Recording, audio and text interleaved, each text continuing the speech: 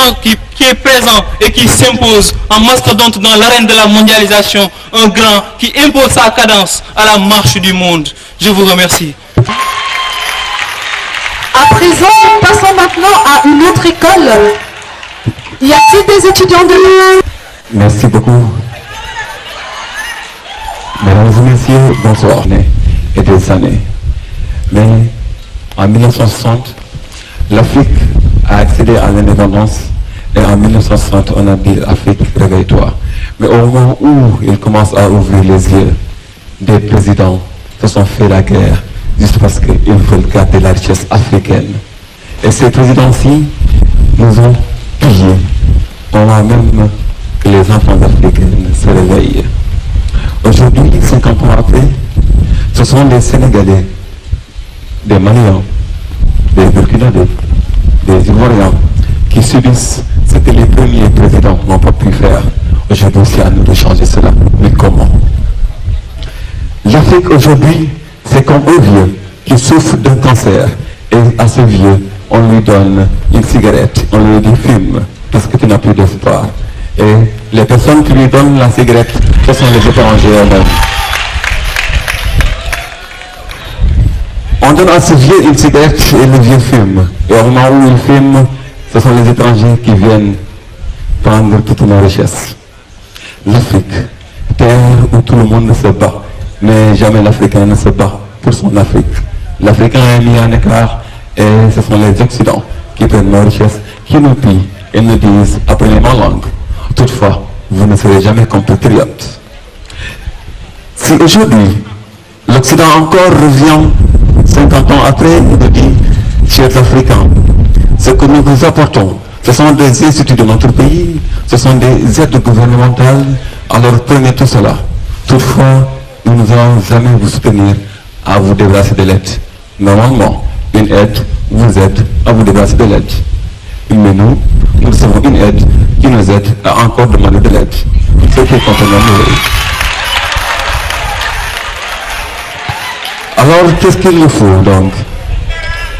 Il nous faut développer une nouvelle idéologie, une nouvelle identité. Ce qu'il nous faut, c'est comprendre que l'Afrique aujourd'hui a mis au monde de ses enfants.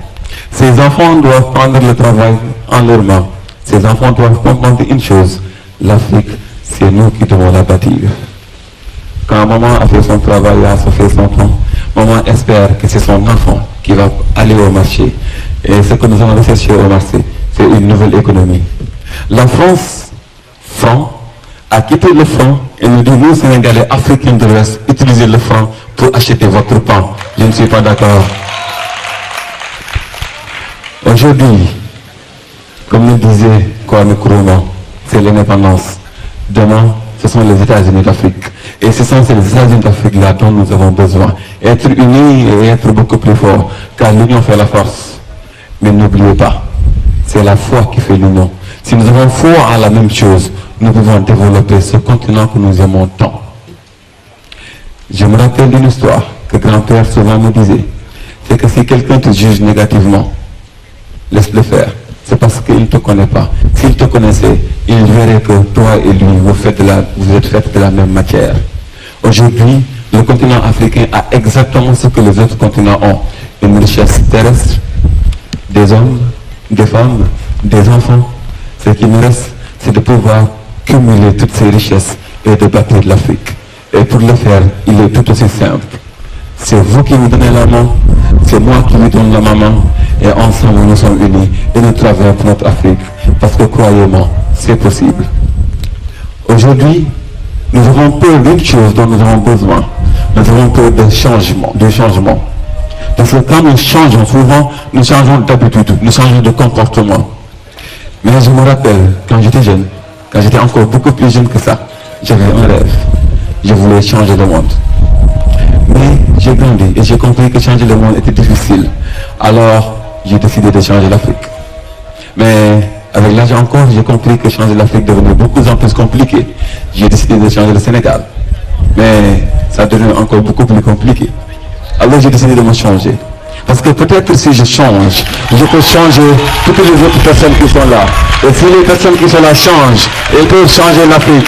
Et si l'Afrique change, l'Afrique ne pourra pas seulement changer le monde, l'Afrique sera changer l'univers. Aujourd'hui, c'est qu'il nous faut. Ce sont des hommes qui ont compris notre problématique. Qui oui, nous sommes pauvres, mais nous avons des mains. Qui oui, nous avons faim, mais nous pouvons encore cultiver. Qui oui, même si les gens nous disent que le isme, ce sont des mots, que terrorisme, que islamisme, ce sont des mots, alors oui, je suis malade, parce que j'ai le patriotisme. Et j'ai le panafricanisme. Merci beaucoup.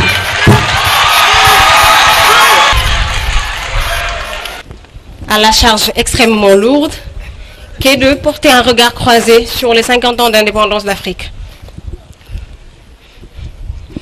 Nous avons tous entendu la musique Indépendance Tcha-Tcha, sur laquelle nos grands-pères, nos grands-mamans, nos tantes et nos mamans aussi ont dansé. On a dansé pendant tout ce temps. Mais maintenant, après la danse, comme disait Laurent Gbagbo lors de son discours du 31 janvier 2010, nous avons trop dansé en Afrique. Nous avons trop chanté. Mais maintenant, le temps est à l'action. Et c'est ainsi que le président Laurent Gbagbo, ex-président de la Côte d'Ivoire, avait décidé d'organiser un colloque où il allait inviter tous les grands penseurs d'Afrique, toutes les personnalités qui œuvrent dans l'épanouissement et aussi l'émergence du continent africain, à un colloque pour réfléchir sur les retombées des 50 ans d'indépendance d'Afrique. Et qu'est-ce qui ressort de ce colloque?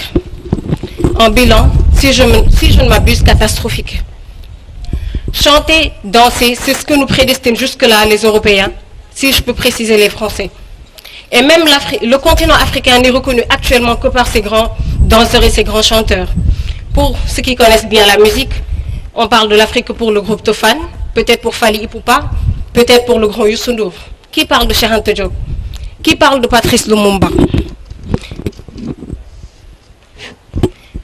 Qui parle de ces grands hommes qui ont œuvré, qui ont poussé, mis en place cet idéal panafricaniste? Et même dans nos programmes d'enseignement, osons l'avouer, on nous enseigne, si je ne m'abuse, les Victor Hugo, les Charles Baudelaire, on nous met encore dans cet esprit poétique. On nous fait utiliser les grands mots, alors que la plupart de la population africaine ne maîtrise même pas le discours des grands chefs d'État ou bien des grands leaders qui leur parlent en français, si je ne m'abuse, compliqué. La réalité est que si on veut le développement de l'Afrique, il faut s'abaisser au niveau des populations. Essayer de comprendre et de dialoguer avec eux selon leur langage et selon leur conception.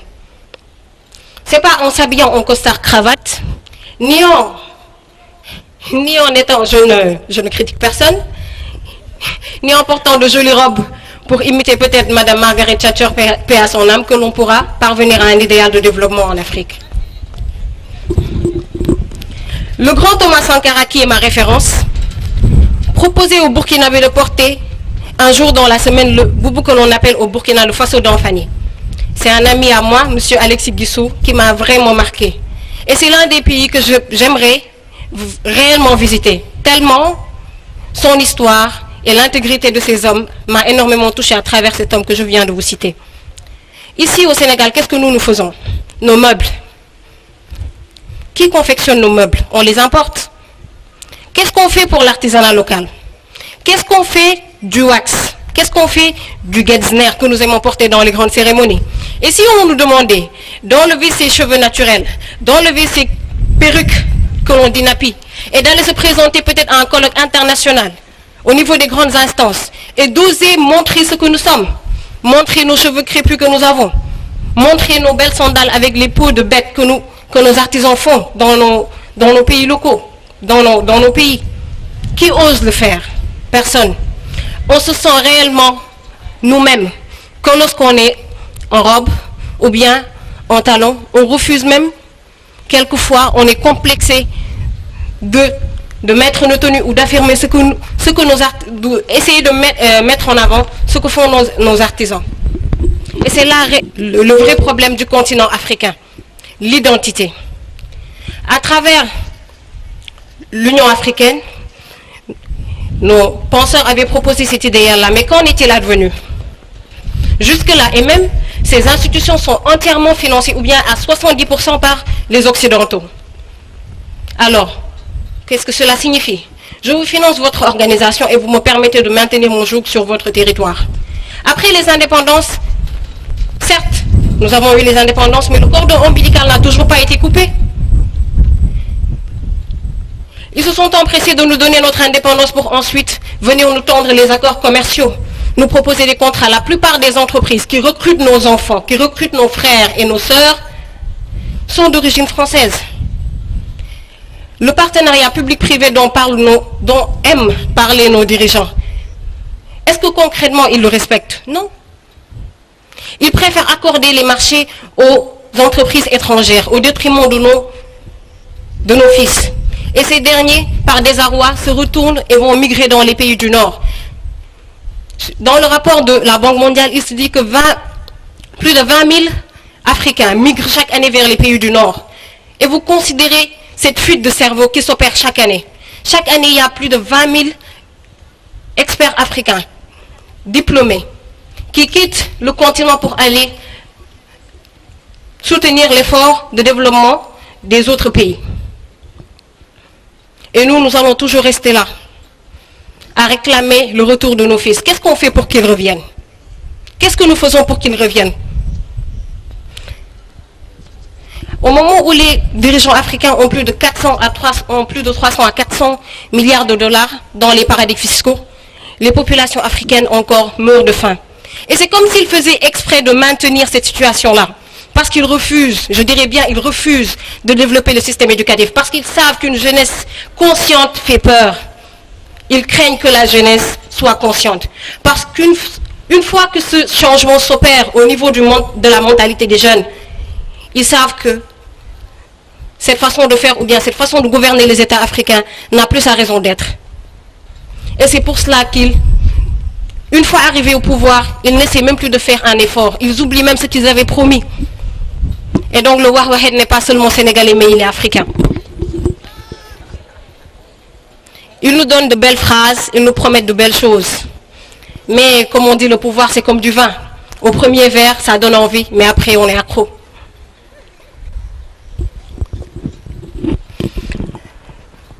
Je vais encore développer sur l'aspect, merci, je vais encore développer sur l'aspect, hormis l'éducation, la santé.